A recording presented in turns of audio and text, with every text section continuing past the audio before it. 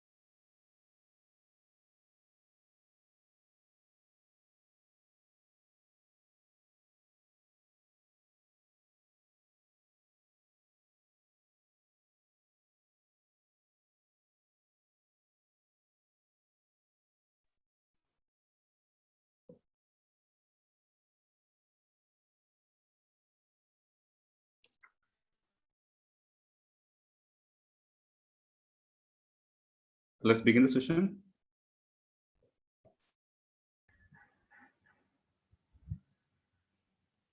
Good afternoon, everyone, and welcome to the third session of the Reliance Foundation Youth Sports Athletics Development Webinar Series 2021.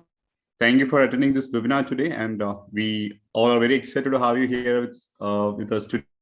This webinar series brought to you by Reliance Foundation Youth Sports. This webinar is a part of RFYS vision to enable the ecosystem of sport through skill development of physical education teachers, digital empowerment, and by creating sporting heroes.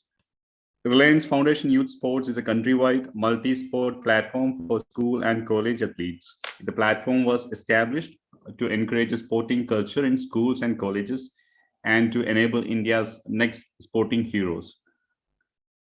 This development webinar series will present 12 webinars covering all aspects of athlete development, such as coaching, strength and conditioning, sports injury prevention and management, sports psychology, and nutrition. Regular participants of this series will be awarded a certificate. From them, a few lucky ones will also be invited to attend our advanced webinar series, which is coming up shortly. Today's topic, speed training for young athletes, is being presented by well-known coach James Hillier. He is a head coach at the Reliance Foundation Odisha Athletics High Performance Center in Bhubaneswar, who previously as British Athletics High Performance coach for sprints and hurdles, coached multiple Olympic, World Championships, Commonwealth Games, and European Championship medalists. If you have any questions during these presentations, you may please type it in the Q&A box and they will be responded at the end of the session. The content of this presentation is purely for educational purpose and not intended for any medical usage. I now welcome Coach James Hillier. Over to James. Thank you very much, Ajit. Welcome to you all. This is the third of our development webinar series. Today we're going to talk about speed training for young athletes. And when we talk about young athletes, we're talking about athletes between the ages of 12 to 16, but I will refer to exercises and things that you can do for younger athletes under 12 and also for athletes over 16 as well. So I will reference the other age groups as well. As Ajit said, please do ask questions in the chat box or the Q&A box, and we'll try and answer those questions at the end of the presentation.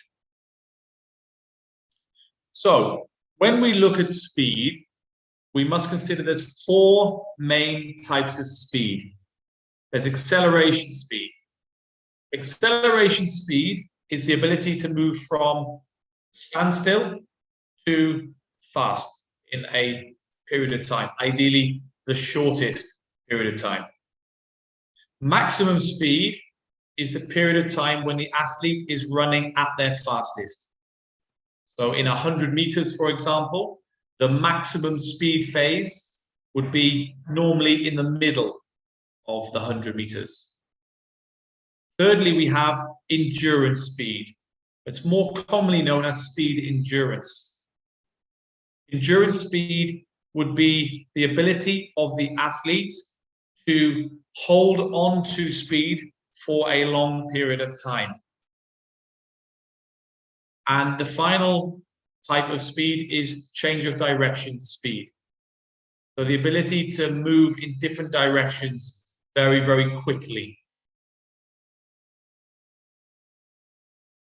If we look at this table, we can see the importance of the four types of speed that we've introduced in the previous slide.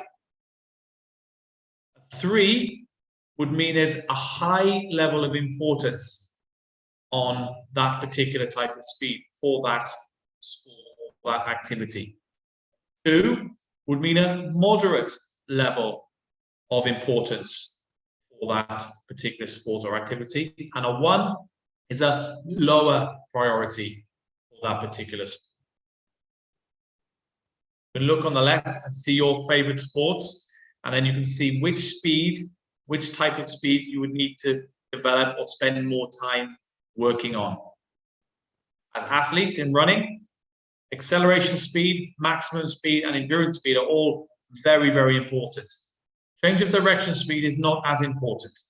Therefore, we don't need to emphasize change of direction speed, although it would be very good practice, particularly with young athletes, to do some change of direction speed so that they can cross over successfully into other sports.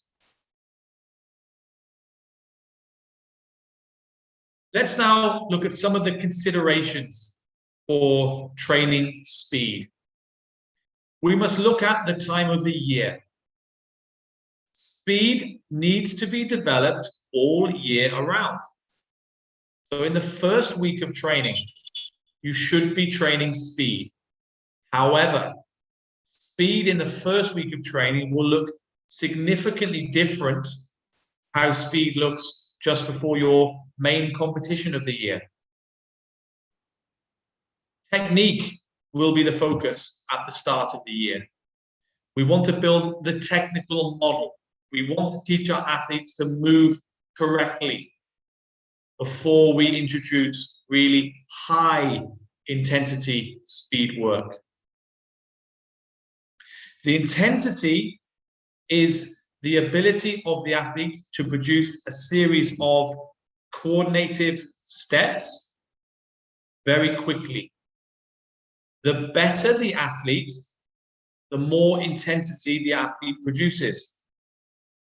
So the faster the athlete, the more impactful speed is on their bodies. Therefore, counterintuitively, the higher the intensity, the less the athlete can do. So the better the athlete, the less speed work they can do. Also, that applies for recovery. To develop speed, the athlete needs to be fresh. If an athlete is tired, then the development of speed will be more aligned to speed endurance, not pure speed development. When we're developing pure speed, the volume must be low. Or experienced athletes that can produce high intensity, we don't want to do more than 400 meters of speed work in a session. Our athletes need to be strong and powerful. Therefore, we must develop strength and power. With younger athletes, this can be done through body weight circuits. For older athletes, this can be done through work in the gym. And plyometrics is something that is very important in sprinting. The action of sprinting is plyometric by nature. What that means is that every contact on the ground happens very, very quickly. The best athletes have the fastest ground contact times. When they sprint, their foot is on the ground for a very short period of time. In this short period of time, they also produce a high level of force. Therefore, the equation for good speed is producing as much force as possible in the shortest period of time.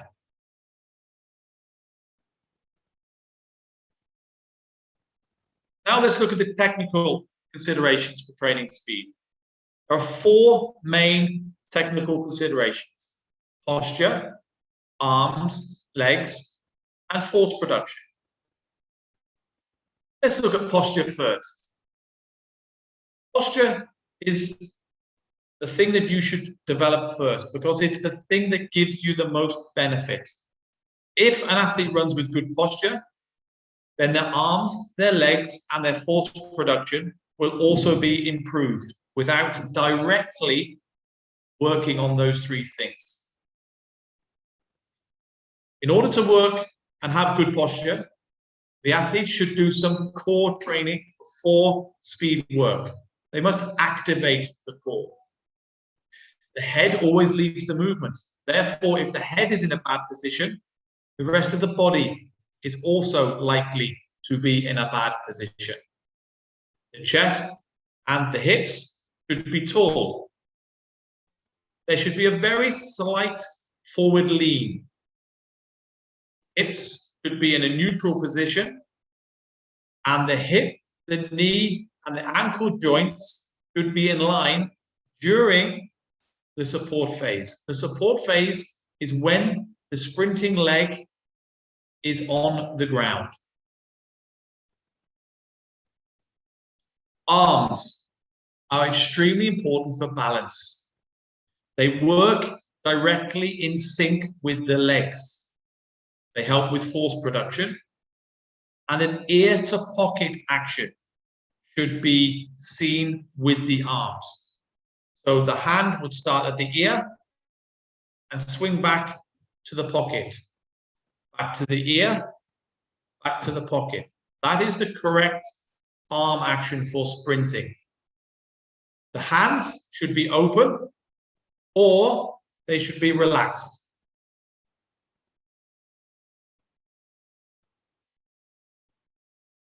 When we talk about the legs should move in a cyclic action. What that means is they cycle. The legs go round. The heel should be brought up from the floor and tucked into the backside, helping to create a high knee action. The free leg, so that's the leg that's not on the ground in sprinting, should step over the leg that's in support. And the feet should be dorsiflexed. What that means is the foot should be up, pointing upwards, not pointing downwards. Forces should be produced reactively. Tendons become very, very important when we're trying to produce force. Tendons store energy far more efficiently than muscles. Therefore, if we can teach our athletes to use their tendons more than their muscles, they will produce force more reactively and more efficiently. They will therefore be faster and faster for longer. We've already talked about ground contact times and the importance of quick ground contact times to be a successful sprinter. And athletic stiffness should be trained. Therefore, an athlete's foot and ankle should be very, very stiff. We can show the importance of a stiff ankle in a very simple experiment. If we dropped a very soft sponge-type ball on the floor, the ball would drop and the energy would be dissipated out to the side, and the ball would bounce up, but not very high. If we dropped a very hard ball on the ground, maybe a golf ball or a ball like that, the ball will drop on the ground, and because it's hard or stiff, they'll get a very large energy return from the track, and the ball will bounce back up a lot higher. It's the same principle that should be trained in sprinting.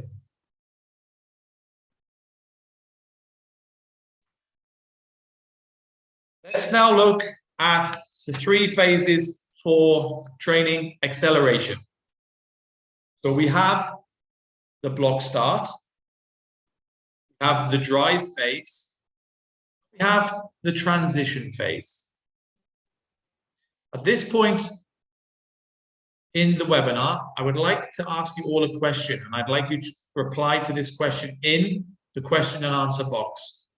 Can any of you tell me who this athlete is on the screen? A very famous athlete who's won multiple Olympic medals. So if you know who it is, please put that in the chat screen now. So when we do acceleration, we must talk about blocks. When you get to national level competitions, your athletes will have to use blocks.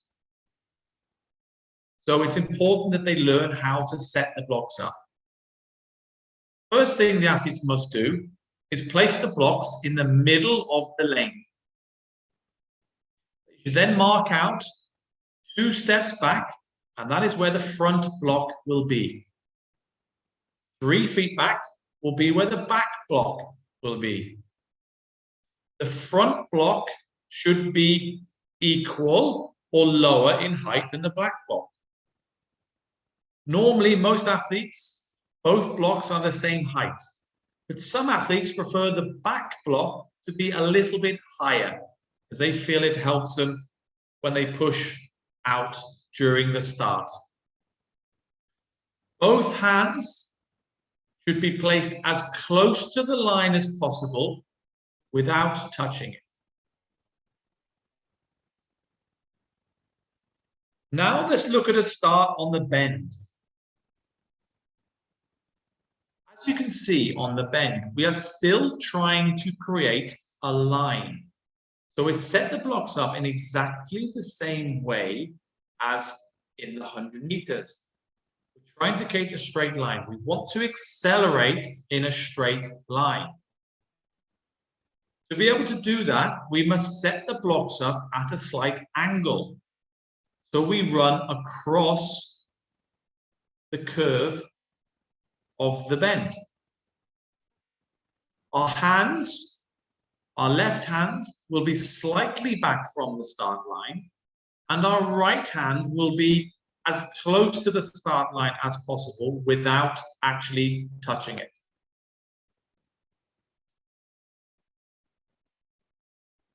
Now let's look at the on your marks position. So the head should be in line with the back. The back should be flat, and the shoulders should be over the arms, over the hands. The arms should always be straight. If the arms are bent, it normally means that the athlete is putting too much pressure on the hands or too much weight on the hands. Both feet must be touching the block pads. If your feet aren't touching the block pads, the starter will give you a warning. It is illegal to not have both feet touching the pads. The back leg is perpendicular to the floor, so the knee is on the floor. The hands should be on the fingertips, and the hands should be shoulder width apart in a nice, comfortable position.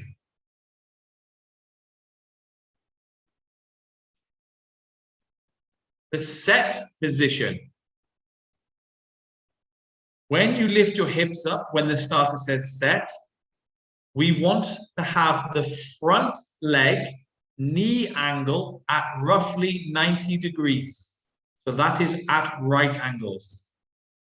The back leg should be open at 120 to 130 degrees.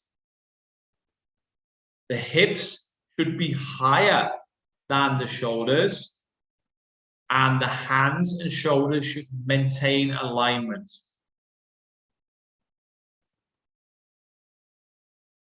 Now, when we come to actually go, when the gun goes, we must initially push off both feet with an emphasis on the back pad. So the athlete needs to drive the back leg out of the back pad whilst also pushing on the front pad. So the athletes push off both pads, not just the front pad or not just the back pad. They push off both. When the back leg drives out, the opposing arm drives up and forward in an aggressive manner. The back arm, or the arm that's on the same side as the back leg, drives back. You must The athletes must throw the arm backwards. The body should drive out at roughly 45 degrees to create a line of extension that helps us produce efficient force. The most effective way to produce force is in straight lines. Therefore, in acceleration, we want to create straight lines of force.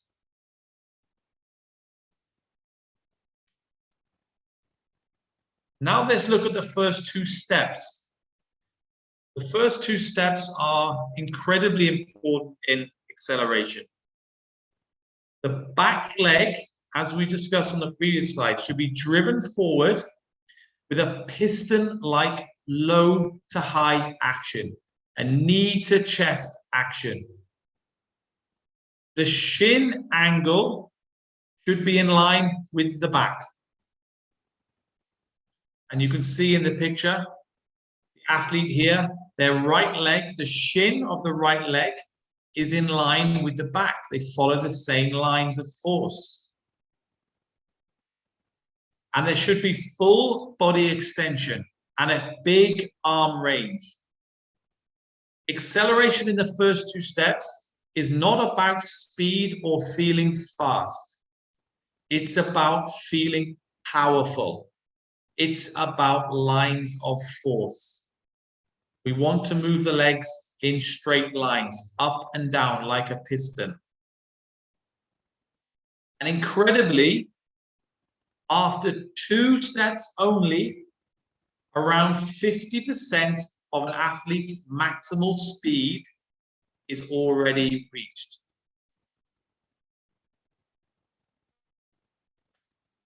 Now, let's look at the drive phase from steps 2 to steps 7. So we want to maintain ankle stiffness. We want to make sure that the athlete doesn't collapse.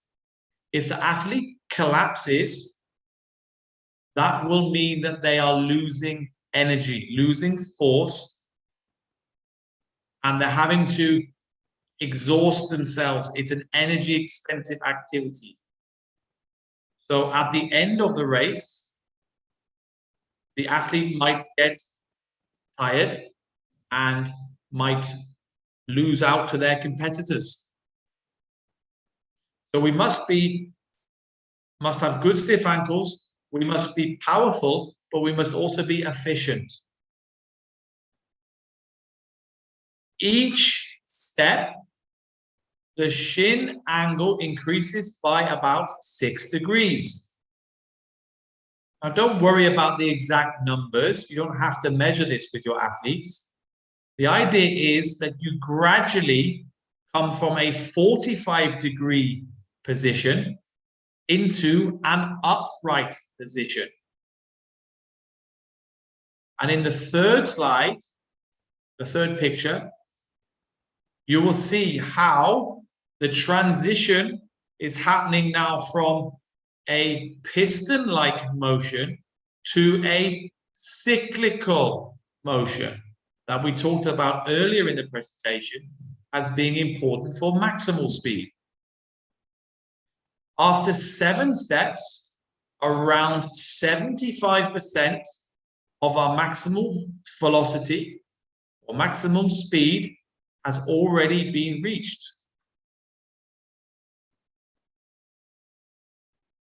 Now, let's look at the transition phase from steps 7 to 15. We now want to get upright. So, as you can see on these pictures, the heels are now recovering under the hips in a cyclical action. The athlete's torso is starting to come more upright.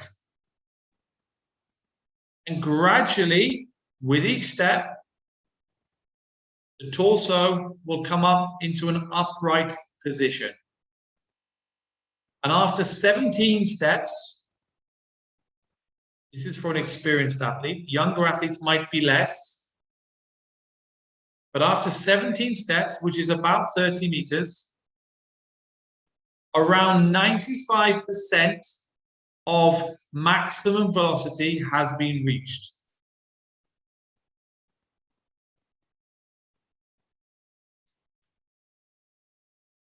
Now let's talk about maximum speed phase.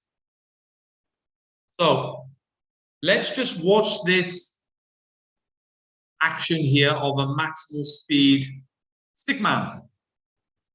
Now, I want you to try and watch just one piece of this. I want you to try and watch the right leg. Just the right leg. Focus on the right leg. And hopefully what you can see is the heel coming up off the ground, moving towards the backside, and then stepping over the knee.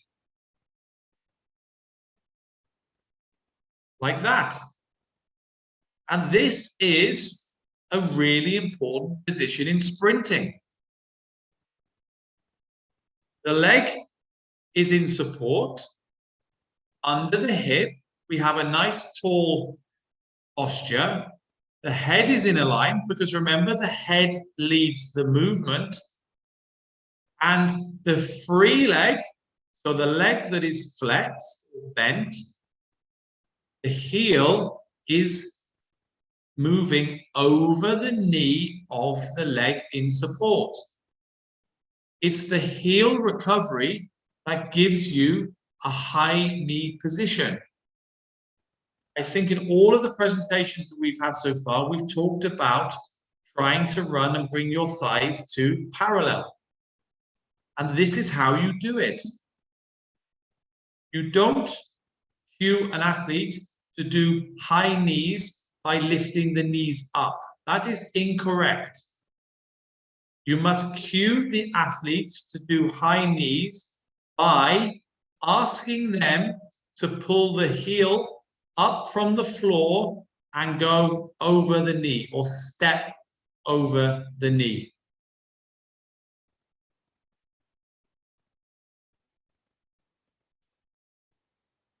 Now, I want to show you some examples of some of the exercises that you can do with your athletes to practice some of the things and the key positions that you're going to be using when you're developing all these key elements of speed. So, let's now look at some practical examples for developing acceleration speed. This is a really functional exercise that helps the athlete's core activation. So earlier in the presentation, I talked about the importance of activating the core when we're working on posture. And this is an excellent example of an exercise that you can use to activate your core. Let's just watch that one more time. You can do it with a partner, and the partner will be trying to add complexity and chaos to the movement. The athlete has their arms up, their head up, which encourages them to have really good posture. The athlete behind is trying to disrupt the athlete in front. And the athlete in front, to maintain their posture, is having to work all of the small muscles in the core to be able to do that. This is a really great example of an exercise that is very functional and very good for preparing for acceleration speed.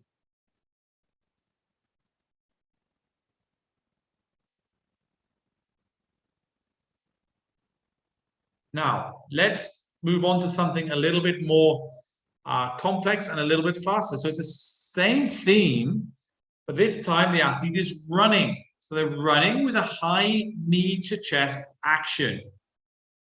And we've talked about that on previous slides. Good acceleration is a series of knee to chest actions in straight lines, moving like a piston. Again, it's predominantly a core exercise because his athlete partner is trying to add complexity and chaos to the exercise by pulling him from side to side. And the athlete has to work really hard to maintain their posture. This is another good exercise that you can do to help your athletes develop the requirements, the conditioning for acceleration speed.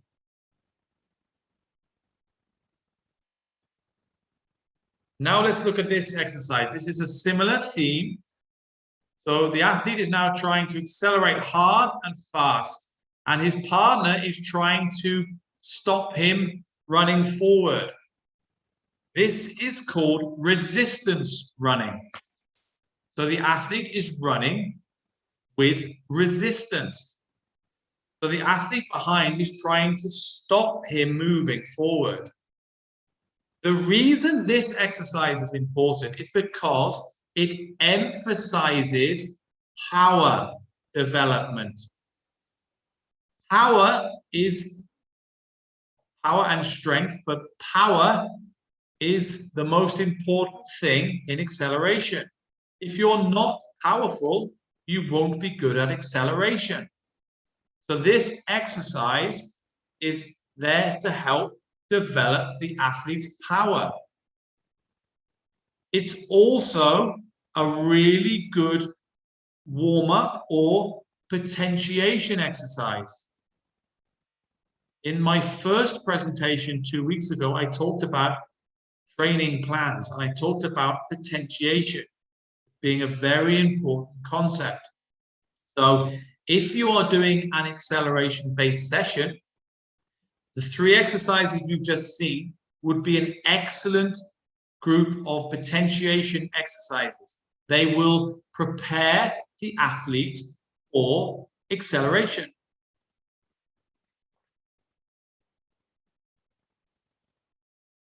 Now we're going to use some medicine balls to also develop some key skills for acceleration speed. So here the athletes are holding the balls in 2 hands and they're going to push the ball from their chest and then run forward. James. Sorry to interrupt you. There's a question from a participant. Is it in the previous exercise we were using resistant bands or what? It was an elastic band. What is that? Yeah, it was a TheraBand, but it was a very, very firm TheraBand. Ideally, you wouldn't use any elastic band because it's quite dangerous. If it slips out of your hand, it can hit the athlete in front. The best thing to use is a piece of rope, a simple piece of rope. And you can get a long, you can get a long piece of rope and you can cut it up and give a piece to all of the athletes and then they can use it. So a piece of rope is better. We were using TheraBands, which is not actually ideal, but they were very, very thick and strong. So they were just about okay. But yeah, I would prefer rope or something that hasn't got an elastic element to it. Yeah. Okay. I hope that answered the question. And again, with medicine balls, you might not have medicine balls. That's okay. Just use whatever you can find. Even if it's a rock or a bit of a tree trunk or something, it's fine. Just be creative. Use what you can find. But this is all about forcing the athletes to get in the right position. So watch. When they push, the body leans forward like this. So it puts the athletes into a good starting position because we want to accelerate at 45 degrees or in a leaning position.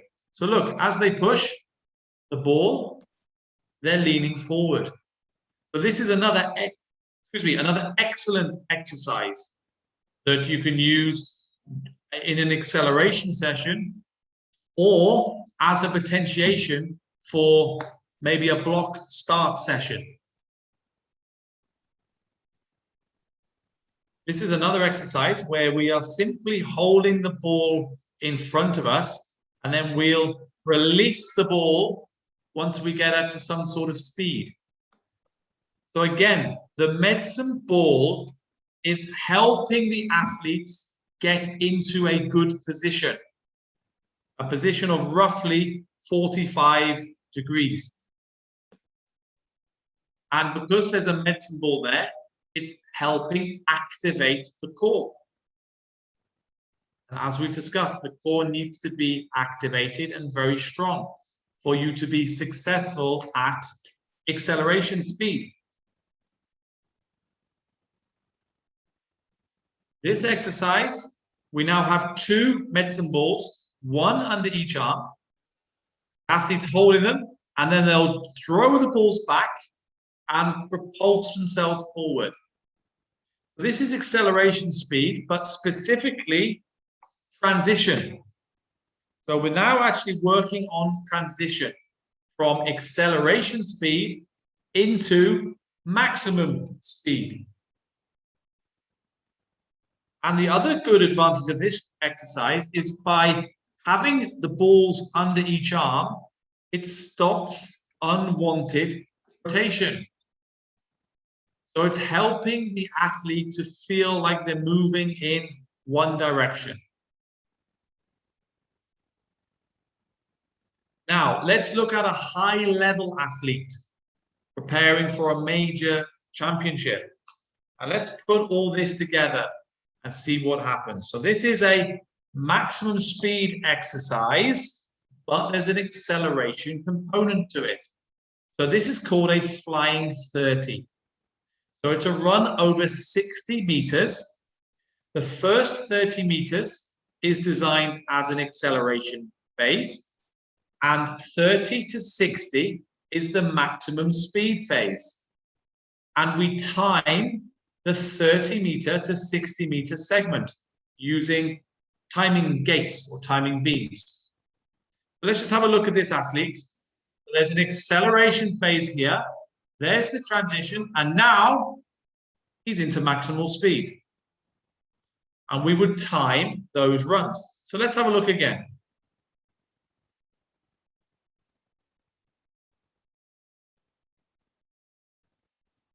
So watch, he will accelerate. Here's the transition, and now we're in maximum speed.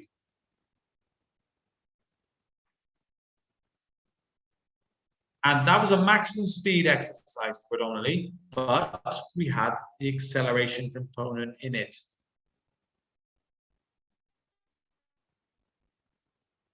Now let's look at endurance speed.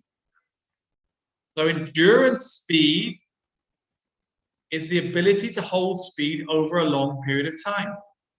This is a 400-meter athlete, and she's doing a 120-meter rep here. Just look how controlled and effortless her run is. The face is relaxed. The arms are moving ear to pocket. The hands are relaxed. And she's running fast. It's fast, but it's efficient. If you want to develop endurance speed, you have to run fast. If you want to develop speed, you have to run fast. You will not get fast doing drills. Drills merely prepare you and condition your body to go fast. If you want to go fast, you have to sprint. It's as simple as that. But you can't sprint all of the time. You must have ample recovery. The athlete must be fresh. So my advice to you is, if you're doing speed training, do it when the athletes are fresh. Maybe even do it at the start of the week. If If they've had the weekend off, maybe Monday would be a great day to do speed if they've had 2 days rest over the weekend.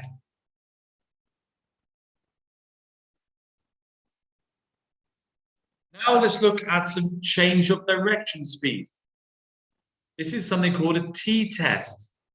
So there's a T, and each cone is placed 10 meters apart. The athlete runs forward to the first cone, then they run sideways to the next cone, then they go sideways all the way back to the other cone, then they come back to the middle, and then they go backwards. And we can actually time that run. So we can actually make that like a competition. And it's really nice. It's good fun for the athletes. Now, this sort of change of direction training is excellent for younger athletes because we don't want our young athletes to be specializing in athletics at a young age.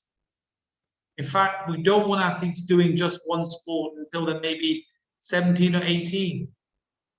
So between the ages of 12 to 16, athletes should be doing at least 2 sports, ideally 3. Athletics might be their focus. They might spend 50% of their training time doing athletics. That's fine. And then maybe spending 25% of their time doing 2 other sports. Therefore, change of direction speed is something you should always train with your young athletes, so that if they choose a different sport, that they have learned the skills to move correctly. We have a responsibility with our young athletes to teach them correctly, to teach them good technique, to prepare them for the future. We don't know if they're going to be athletes, soccer players, cricketers, basketball players, or maybe even kabaddi. We don't know. So let's prepare them for everything. And they'll still be better athletes for it if they stick to athletics. Now, let me give you an example of a training session. We've talked about the warm-up and the potentiation and drills over the past 2 weeks. So if you missed those sessions or if you need a reminder, please go and watch those 2 sessions so you can learn about warm-ups and you can learn about drills. I just want to focus on the main part of the session. So with a young athlete, we could start off with some acceleration runs. So we can do runs over 15 to 25 meters from different starting positions. Maybe kneeling at the start, lying at the start, or maybe even a block start. Then we can do some fast strides. 4 runs over 60 meters over mini hurdles or cones. So let's have a look at some of the athletes here doing technical cone runs. This is one of the athletes here, and you can see he's running over cones. And the reason he's doing that is to help him with his heel recovery and therefore his high knee action. Here's another athlete. Look, he's stepping over the cones, and that is allowing him to have a really nice high knee action. So when we're preparing for the main session, there should always be a technical component to our speed training. And this sort of work you can do all year round because it doesn't have to be at 100%. This can be done at 85 to 90%. It's a very safe way of conditioning the body and teaching the athletes how to run with good technique. Then we can start to develop speed. So we can do 2 times 50, 2 times 60, and 2 times 70. And the recovery is important. So we would take up to 1 minute recovery for every 10 minutes run. So you do a fast 50, And then you would take as much as 5 minutes before the next run. If you take a small period of recovery time, like in the speed endurance session at the bottom, where we do 2 sets of 2 times 90 with just 2 minutes between the reps, then it becomes speed endurance, not speed. So make sure that you understand the difference between training acceleration speed, maximum speed, endurance speed or speed endurance, and change of direction speed. You must understand all of them and then link them together. They are all interrelated, but they all have specific needs, and you must respect them correctly. Acceleration speed is about power. It's about lines of force. It's about a low to high, knee to chest, piston-like action. Maximum speed is about sprinting fast. To get fast, you have to sprint fast, but the athlete must be fresh. They must never do more than 400 meters of volume. They should have 1 minute recovery for every 10 minutes, every 10 meters run. Endurance speed would be anything up to 120 meters with short recoveries and longer recoveries between the sets. But again, the intensity should be high, over 90%. And change of direction speed should be developed in all of our young athletes. This change of direction speed will help them with coordination, and it will help them when and if they play other sports. Remember, train fast and compete faster. Thank you very, very much for listening. I'm now happy to take some questions. Yeah, James, there are some interesting questions. There's a general question, Mrityunjay Singh. He's asking, is there a specific age to start speed training and how many times a week they should do the training? The question basically is asking, is there any window of opportunity for young athletes to start sprint training to maximize their potential when they become elite? Sure. So you can start sprint training at any age, but it would look very different at different ages. So younger athletes are slower because they're younger and weaker. So speed training for them, they don't need to be as fresh and they don't need as much recovery.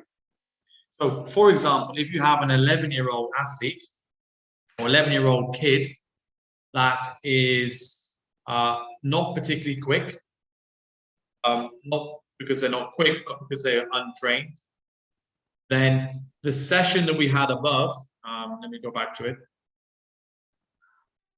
2 times 50, 2 times 60, 2 times 70, it wouldn't be appropriate to do that session because the intensity that the athlete produces is too low.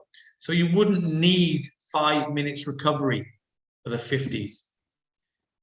Counterintuitively, if you have a younger athlete who produces lower speed, their speed sessions, you can do more volume. However, you don't want to go into endurance. So the emphasis with young athletes must be on technique. You have to develop technique and you have to develop movement. So I would focus with young athletes on technical skills, and I would make the speed-based training in a play-based situation. So maybe in games. So rather than having long recoveries, they can maybe do relay races. Things like continuous relays around the track. Fun games like that. And you can ask them to run in a certain way, maybe focus on their arms, maybe focus on posture, maybe focus on keeping their heads up. So make it fun. Make it fun. Make it their game. Make give the athletes games to play, but with younger athletes, make it a technical focus as well, in a fun way. Young athletes like to do it. They don't like to listen to too much instruction. They just want to get on with it. Young athletes, just get them to run about, but try and get them to run with good technique. Try and force them to run with good technique. Okay.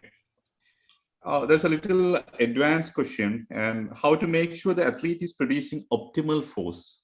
It's not good for an athlete to produce maximal force, right? When they're running for the speed, they need to produce optimal force. How to make sure that they are producing optimal force? So you can't measure that stuff unless you have force plates and stuff like that. So don't worry about that. But what you need to try and do is you're trying to get the athletes strong. You're trying to get them strong so that they can produce large amounts of force. Then you're trying to get them reactive so they can produce large amounts of force in a very short period of time. The fastest athlete that ever lived is Usain Bolt. Usain Bolt produced the most force of any athlete ever, and he produced that force in the shortest ground contact time. So his ground contact time is the fastest that's ever been measured. And the force he's produced is the fastest that's ever been measured. Therefore, he is the fastest athlete. So don't get too worried about the numbers, but just work on the key elements that will help improve ground contact times, which is predominantly ankle stiffness and tendon compliance. Then work on strength and work on conditioning the muscles to run fast. When the muscles are conditioned to run fast, get the athletes to run fast, because that is the best training they can have. The best training to get fast is to run fast, but you can't do it all the time. Maybe in a maximal speed session, you would do once per week. That's it. Once per week, maybe twice, or 1.5 times. You might do a speed and speed endurance session. But more than twice a week for a decent level athlete is too much. The athlete will not have recovered, and the speed then becomes endurance, and you're not training speed anymore. You're training endurance. You're actually training the athlete to be slow. So if you train speed too much, you're actually going to make the athlete slower. You're best off doing less high quality than more and low quality. Okay. This question is from Yomalata. Can you explain what is low heel recovery? And there is a related question to this. And is it necessary to do drag during the first few steps in acceleration phase? For sure. Yeah, so low heel recovery is all about bringing the leg through in a low way. So you can bring the leg through in two ways. You can either bring the leg through close to the ground, hence why people drag the toe, okay? Or you can cycle the leg over the knee. So in maximal speed running, we cycle the leg over the knee, or the heel over the knee. We step over. So that's a high heel recovery. In acceleration, we want a low heel recovery. If the recovery is high, then the athlete is in the air for too long a period of time, and they're in the wrong positions. Therefore, they won't be able to accelerate effectively or efficiently. So that's why we want a low heel recovery. Now, the toe drag has come out of a cue. I think it came out of Jamaica, where they were cueing the athletes to drag the toe. And that wasn't meant to happen in a race.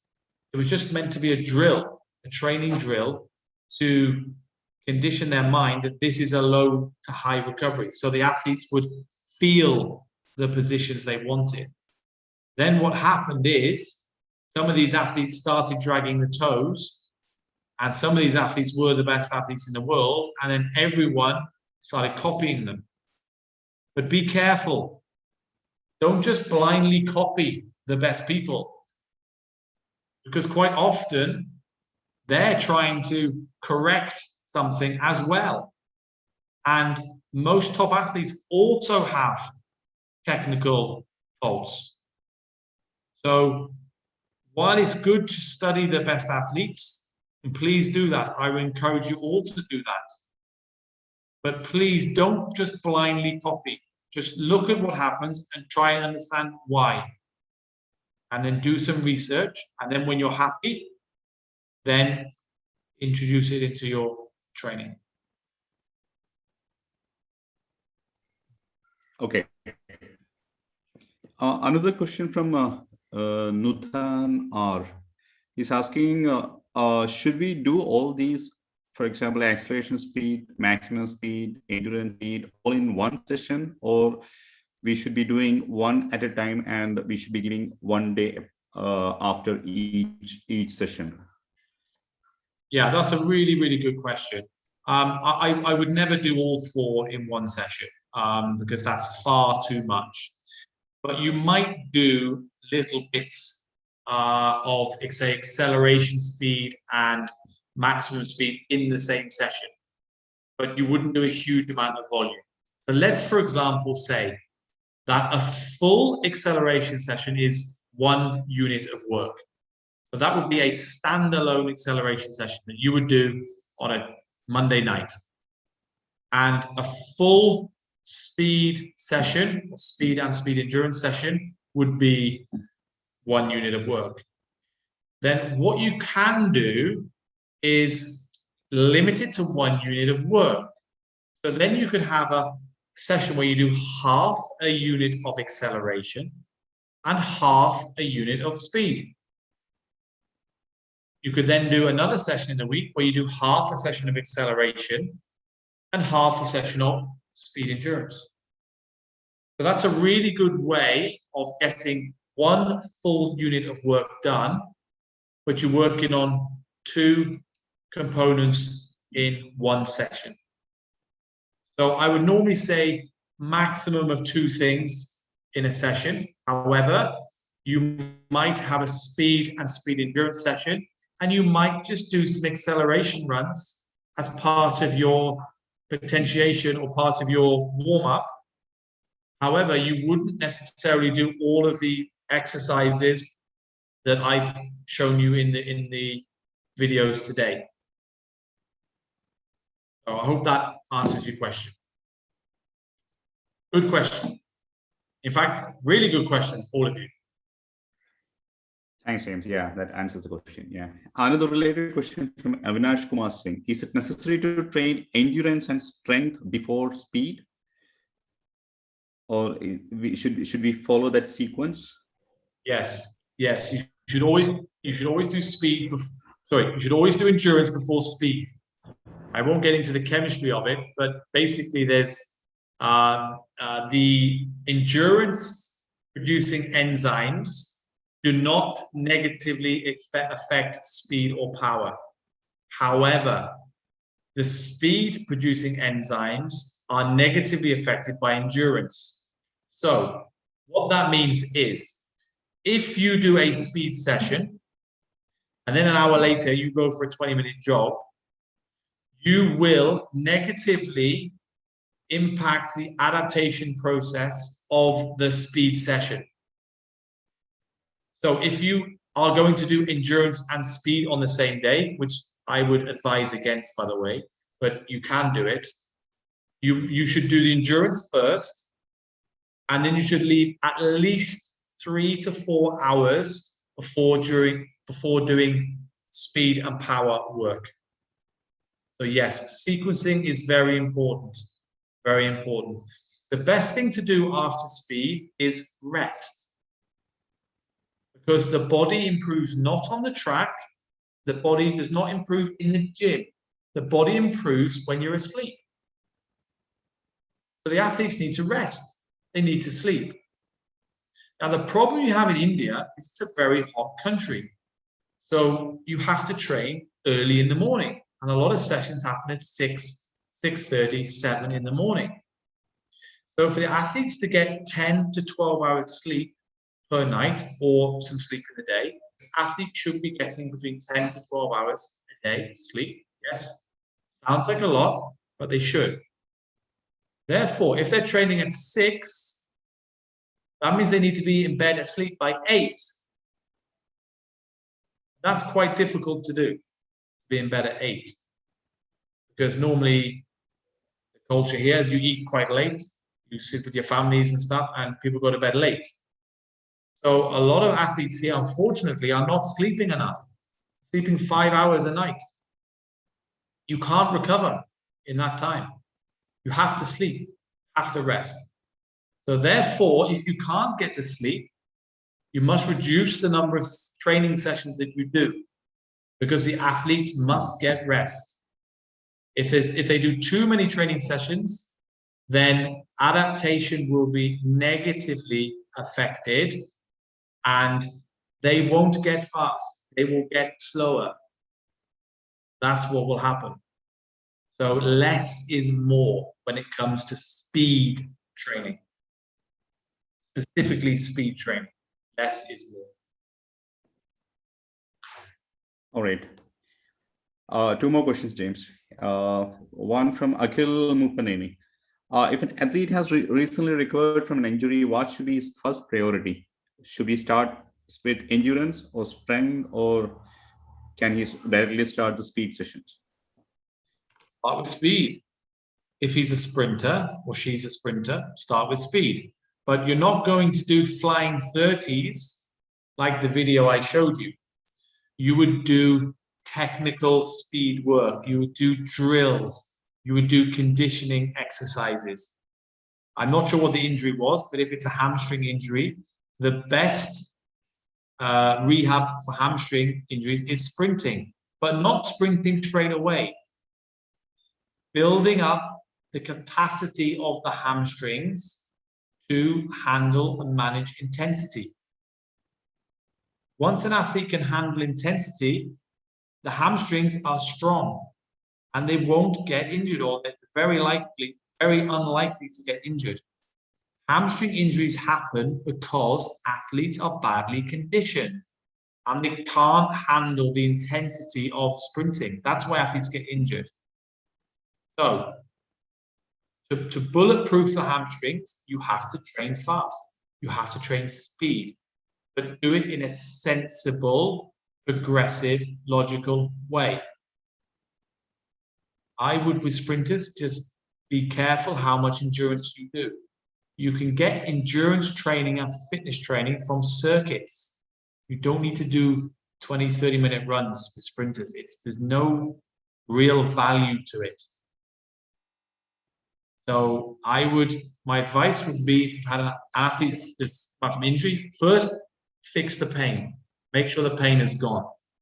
Make sure there's no scar tissue in the area or the scar tissue has been broken down. Then start fairly aggressive drills, which are slow, like walking drills, jogging drills. Rohit Mani, our sprint coach, talked about drills last week. So you can look at some of those drills. Then start to do some easy striding, easy running. And maybe even some fast running over a very small distance, maybe over just 10 meters. And then maybe build that speed out to 20, and then 30, and then 40, and then 50. That is a better way than building endurance, slow, and then trying to get fast. It makes no sense for a sprinter to build endurance first. Endurance is one of the easiest things to develop. You improve endurance by doing it. And you improve endurance pretty quickly by doing it. Whereas speed takes a long, long, long time to develop. You must work speed all year round. The first day of training, pre-season training, you should be doing speed, not endurance. But it's not flying 30 speed. It's running over cones. It's maybe relay races, running up hills. It's technical runs. Okay, so speed training has many, many forms. I think a lot of people think of speed as maximal speed, and it's dangerous. Maximal speed is safe as long as the body is conditioned to do it. If it's not conditioned, not safe. Yeah, that's a really good piece of information, James. People tend to start with endurance after the injury, in fearing they will be fearing that they'll be getting injured after when they start speed again. Yeah, that's a good point. One last question from Shailendra Prasanna Burma. Is it necessary to optimize the stride length for elite 100-meter runners? So stride length and stride frequency are the two considerations for coaches with athletes. Now, stride length, so stride frequency is how many strides you do per second. Okay, and the very best athletes are doing 5 strides per second, which is incredible frequency. And the stride length is well over 2 meters for the top athletes.